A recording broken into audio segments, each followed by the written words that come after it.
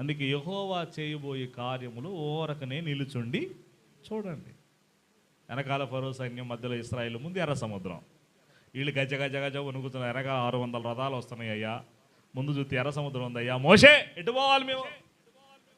గజ గజ వణుకుతున్నారు. ఆ రథాలు 600 రథాలు వస్తుంటే అటు శబ్దానికి ఇశ్రాయేలు ప్రజలు గుండెలు దడ పుడతా ఉంది. అప్పుడు మోషే ఒక పెద్ద రాయి మీద నిలబడి దేవుడు చేయబోయే కార్యాన్ని ఇప్పుడు ఓరక నిలుచొని ఓరక ఉండండి చూడండి.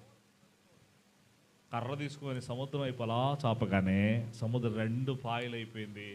ఆరిన నేల మీద దేవుని ప్రజలు అవతలకు నడుచుకుంటూ పోయారు. చప్పులు కూడా దేని మహిమ పడదాం. హల్లెలూయా.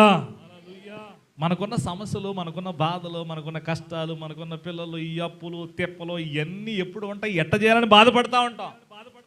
ఓరకనే ఉండి చూడటమే, ఓరకుండి చూడటం ఆయన వైపు.